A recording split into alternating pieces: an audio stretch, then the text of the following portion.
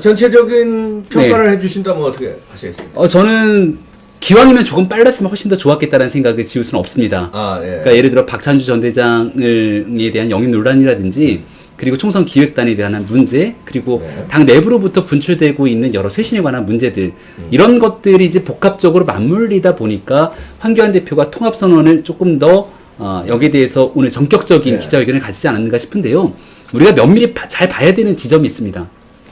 우리가 얼마 전까지만 하더라도 한 3달 동안 대한민국이 조국 전 장관 사태로 들끓었잖아요. 그렇죠. 네. 정경심 교수가 구속이 됐지만 아직 조국 전 장관에 대한 소환 조사도 이루어지지 않았습니다. 네. 어떻게 진행될지 아무도 모르는 것이고요. 네. 조국 전 장관에 대한 조사가 이루어지게 되면서 기소가 되거나 구속이 될지 혹은 민정으로 재직했던 그 너머에 청와대의 정권 비리로 연결될지도 알지를 못하는 상황입니다. 네. 그런데 정경심 교수의 구속 이후로 여론이, 특히나 언론이 조국 전 장관의 뉴스를 거의 다루질 않아요.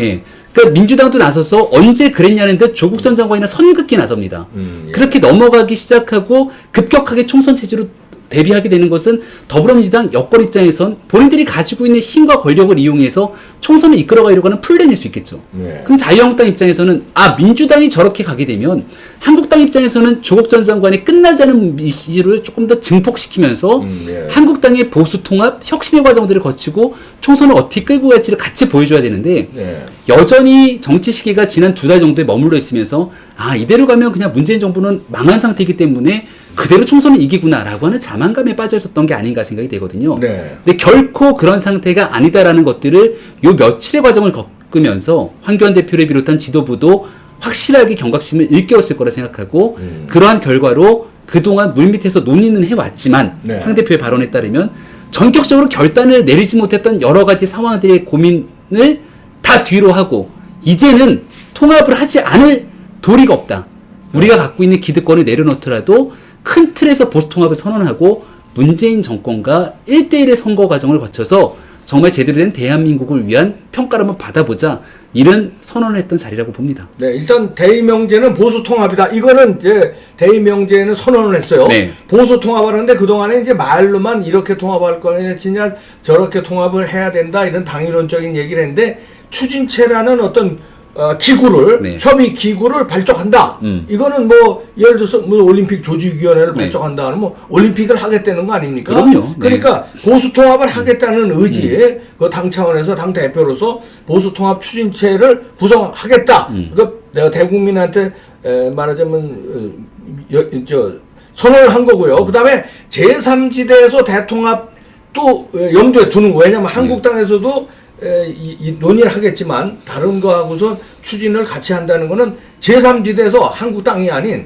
해쳐 모여 당에서 다 일로 두어라. 그래서 그러나 어떻게 해쳐 모일 것이냐는 논의를 다 하겠다는 거니까 제3지대에서 대통합 구상도 어느 정도 내비쳤다, 이렇게도 또 볼 수 있는 거죠. 근데 아마도 황교안 대표가 당 내의 통합 논의 기구를 발족시키겠다라고 했던 부분들을 보면 한국당이라고 하는 큰 집에 대한 기둥은 박아놓고 기둥은 한국당이다. 그러니까 우리가 건축으로 치게 되면은 싹 메고 재개발하겠다는 건 아닌 것 같고요.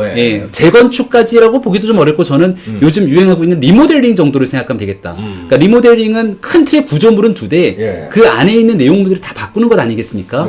아마도 기둥은 한국당이 굳건하게 박아놓는데 여기에 대한 내용물들을 싹 바꾸면서 새로운 사람들이 들어올 수 있는 공간들을 다 열어놓겠다라고 선언한 것 같고요.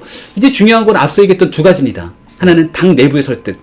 분명히 어느 누군가는 반발이 나옵니다. 여기에 대해서 어떻게 이렇게 얘기할 수 있냐, 유승민 의원과의 통합이 가능하냐, 탈핵 문제는 어떻게 정리할 거냐, 우리 공화당이랑 통합이 먼저냐, 미래당이랑 통합이 먼저냐 등에 대한 여러 가지 목소리가 나올 건데 그런 목소리들이 분출되는 건 민주주의 사회에서 매우 자연스러운 일입니다.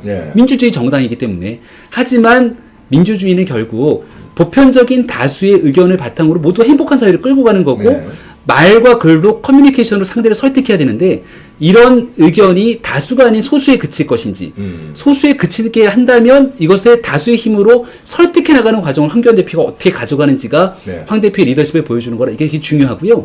두 번째는 이렇게까지 얘기했으면은 당연히 외곽에 있는 유승민 의원이 제일 먼저 화답을 해야 되는 것 아닙니까? 어떤 방식으로 화답할지 뭐 뜨뜨미지근하게 얘기하면 안 될 것 같고요. 통 크게 얘기했으면은 폭넓게 대한민국의 미래를 위해서 함께 갑시다 정도의 화끈한 선언이 나와야 됩니다. 더 이상 과거에 대한 얘기하지 맙시다. 라고 얘기를 하고 유승민 의원 혼자만으로 안 되는 거거든요. 예. 유승민 의원이 변화와 혁신 얘기하면서 15명이 있다고 얘기하잖아요. 예. 흥미로운 건 여기에 안철수계 인사들도 꽤 포함이 되어 있다는 겁니다. 네. 그래서 과거로 그대로 돌아가는 게 아니라면 안철수 대표는 안 돌아오더라도 뜻을 같이 했던 그 국민의당 출신 인사들이라든지 이런 사람들까지 다 같이 한번 해보겠다라고 하는 의지를 발표하느냐. 그리고 앞서 얘기했던 것처럼 저 무소속 원희룡 지사라든지 네. 외부에 있는 시민사회 이런 모든 인사들이 폭넓게 통합하게 되는지를 우리가 좀 면밀하게 지켜볼 네. 필요는 있는데요. 잘 될 가능성이 저는 더 많다. 50% 이상이다 이렇게 생각합니다. 아, 일단 기구 설치하는데 물 밑에서 어느 정도 조율을 했다는 거고요. 네. 그러면 이제 여기 그 통합 기구에 예를 들어서 통합 기구에 그 뭐 예를 들어서 뭐 위원장서부터 뭐 있을 거 아니까 네. 기구의 그 구성원 네. 거기를 이제 뭐 바른미래당도 누굴 넣고 우리공화당도 넣고 한국당엔 주축이 누가 되고 네. 이렇게 하는데 제 욕심에서는요 유승민 의원이 통합 기구 논의 발족하는데 적극적으로 협력하겠다 하고 나는 정계 은퇴 선언한다. 그러나 유승민을 지금까지 따른 15명이 있다고 그랬잖아요. 15명 의원님들은 통합기구에 적극적으로 말하자면 합류하기를 바란다. 그래서 보수 우파의 정권 재창출 그리고 총선 승리를 위해서 매진하기 바란다. 나는 백의종군하겠다. 난 뒤에서 돕겠다. 이러고 빠져주고 자기 의원들을 일로 다 보내고 한국당에서도 김무성 의원 등 몇 분 상징적인 이름 그러고 화답해서 나도 정계 은퇴 선언한다. 그리고 한국당도 이렇게 내려놓을 테니 우리 모두 갑시다. 네. 이렇게 하면 급물살 타서 총선 압승 아닙니까? 그러니까 예를 들어서 진짜 미치겠네 이거. 소위 말하는 대권 주자라고 불리우는 인사들 있잖아요. 다 뒤로 이선 후퇴하고 예. 우리가 빈 공간만큼 확실하게 새로운 세대 교체를 채워주겠다. 예. 그리고 나서 통합에 대한 이러한 물살들이 막 흘러가게 되면은 국민들이 화답을 안 할래 안 할 수가 없고 네. 여기서 한 발 자리를 물러나게 된 사람들은 추가적인 대권 등에 대해서 충분하게 국민들이 그 큰 바람들을 불러일으킬 때는 돌아올 수도 있기 때문에 생각해 볼 만한 여지인데 네. 현재까지 보수 진영에 있는 정치인들이 보여줬던 행보를 보게 되면 네. 그렇게 화끈한 모습을 기대하기는 약간 어렵지 않을까 싶습니다. 그러니까 이제 네. 우리 애국 시민들도요. 네. 뭐 저나 우리 김병민 교수나 이제 한 명의 유권자면서 네. 애국 시민이잖아요. 애국 시민들도 약간 미흡했다 해서 황교안 대표의 오늘 보수 통합 특별 기자회견이 내용이 아니 좀 약간 뜨뜻미지근한데 이렇게 느끼실 분들도 계실 겁니다. 그럼에도 불구하고 우리가 기다려주고 네. 이 통합기구에서 어떤 통합 논의를 하고 뭔가 결실을 맺지 아니 100% 만족하는 사람은 어디 있습니까? 부부지간에도 100% 만족 못해요. 그럼요. 기다려주고 밀어주고 이런 자세도 우리 필요하다. 여기서 만약 여론이 이게 뭐야 뭐 하나만한 얘기 한 거 아니야? 라고 하면서 에이 통합하는데 이런 방식으로 하면 안 되지라고 한 곳 두 곳에서 바람 새는 소리가 나오기 시작하면은요 기다렸다는 듯이 겉바람에 통합 안 되는 거 왜 그렇게 하냐면서 황교안 대표 흔들리에 나서고 꽃보석들도 일어납니다. 그러면서 당이 분란에 휩싸이면 어떻게 됩니까? 거의 100% 분리된 상태에서 총선 치를 수밖에 없는데 제일 중요한 건 아직 국회 패스트트랙에 올라타 있는 연동형 비례대표제 통과가 안 됐습니다. 예. 큰 틀의 보수 통합이 이루어진다라고 하는 보장이 없으면 무슨 일이 일어나죠? 이게 안 되는 길인 줄 알면서도 버튼 누르면서 다당제로 가려고 하는 사람들이 생겨날 수 있다는 거예요. 네. 그러면서 분열된 상태로 선거 치르게 되면 이게 흔히 말하는 보수 진영 우리 선배님이 얘기했던 애국 시민들이 가장 두려워하게 되는 네. 보수 필패로 가는 길이 나타날 수 있습니다. 백석을 건드지 못하면 무슨 일이 발생합니까? 그렇죠. 개헌으로 갈 수 있는 큰일 일까지 납니다. 일어날 수 있기 때문에 여기에서 조금만 인내하면서 서로가 다독이고 혁신으로 나아가기 위한 보수 통합이 이뤄만 지면 문재인 정부와 1대1로 승부를 치른다고 하면 생각해 보십시오. 네. 새로운 사람들을 다 구성하고 예. 그러면은 저는 과반 의석을 갖고 오는 것도 무리가 아니라고 생각합니다. 네. 잘 될 겁니다. 잘 네. 되는데 아까도 누차 강조하지만 기다려주고 그리고 미흡한 부분이 있으면 우리 국민들이 채워주려고 이렇게 해야지 틀렸어 그러고 막 자 네가 잘났나 내가 잘났냐 우리 국민들서부터 그렇게 하면 안 되고 일단 힘을 모아줍시다. 그리고 저는 이제 한 논객으로서 부탁드리는 거예요. 유승민, 김무성 이런 핵심적인 분들은 정계 은퇴 선언하면서 내 휘하에 나를 따르는 의원들 다 뭉쳐라.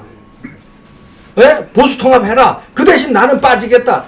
이렇게 몇 사람만 나오면 게임 그냥 끝나는 거예요. 완성 그냥 200석 장담합니다. 제가 아니면 제가 진짜 내기 걸어 진짜. 그렇게만 된다면 200석 먹어요. 네. 보수 우파 합쳐서 거기에는 이제 우리 공화당도 몇 석 얻을 거고 네. 바른미래당의 그 우파 저 성향 거기도 얻을 거고 한국당이 압승할 거고 전체 셋이 합쳐서 네. 200석 이상 먹을 수 있어요. 자, 여기서 네. 판이 크게 한번 흔들리고 있잖아요. 예. 이 소식을 보면서 가장 지금 간담이 서늘한 곳이 누굴까요? 누구겠습니까? 더불어민주당과 청와대가 간담이 서늘할 그러니까요. 텐데요. 예. 불과 2달 전만 하더라도 조국 전 장관 사태가 일어나면서 많은 언론이 도배했던 게 386 운동권 정치 끝내야 된다는 얘기를 하게 됩니다. 지금 한국당이 지지부진하고 있는 새에 총선 기획단에 젊은 사람 몇 명 넣었다고 환호하고 있는 모습인데요. 그때 그 사람들 쇼 잘하잖아요. 15명 사람들 몇 면을 보면 거기 정청래 의원도 들어가 있어요. 정청래 전 의원이 누굽니까? 지난번 조국 장관이 있을 때 서초동 집회 가서 마이크 잡고 조국 장관이 무슨 죄가 있냐라고 얘기를 했던. 근데 이런 게 혁신으로 포장이 됩니다. 386 운동권의 기득권을 가지고 있는 모든 인사들이 그대로 있는데 몇몇 사람들만 살짝 바꿔놓고 하면서 총선을 치러도 된다는 생각을 갖고 있어요. 근데 보수 진영이 이렇게 대대적인 혁신을 하게 되면은 통합하고 이쪽 진영에서는 어떡합니까? 386 운동권 다 빼고 새롭게 혁신할 수 있냐? 그럼 정권을 떠받들고 있는 기둥이 무너지는데 이러지도 진짜 저러지도 못하는 상태 속에서 선거가 어려워질 겁니다. 정청래, 강기정 이런 사람들 깨부술 사람들이 좀 안 나오나? 그렇기 때문에 민주당이 흔들리지 못하는 그런 상황 속에서 보수가 통합하고 혁신하면 앞서 말씀했던 200석이 아니라 무엇에 상상하든 그 이상의 결과가 나올 수 있기 때문에 지금부터는 그렇죠. 한 걸음 한 걸음 서로 분열되지 않는 상황에서 네. 조심스럽게 끌고 가야 되고요. 맞습니다. 여기 다시 한번 말씀드리지만 시민들도 힘을 몰아줘요. 다시 한번 말씀드리지만 보수가 합치지 못하고 제대로 나아가지 못하게 여러 가지 장치를 넣게 되는 사람들이 나타날 겁니다. 그렇죠. 예. 그리고 그렇게 해서 문재인 정부에 힘을 실으려고 하는 모습들도 나타날 거기 때문에 여기에 눈을 똑바로 뜨고 어떤 길이 제대로 가는 길인지에 대해서 지금부터는 정말로 우리가 진중하게 한 걸음씩 내딛어야 되지 않을까 그리고 싶습니다. 우리의 마음과 같이 안 되더라도 일단은 기다려주고 그들이 잘 되게끔 힘을 모아주는 거. 우리라도 분열하지 맙시다. 시민들 사이에서 분열하지 말고 일단 대명제는 문재인 정권 끌어내고 총선에서 압승. 이거를 위해서 조금 마음에 안 들어도 조금 뭐 한국당이 마음에 안 들어도 조금 애국당이 마음에 안 들어도 조금 바른미래당이 마음에 안 들어도 통합기구에서 잘 되게끔 일단 기다려 봅시다. 이제 뭐 곧 한대니까 조금만 더 기다려 봅시다.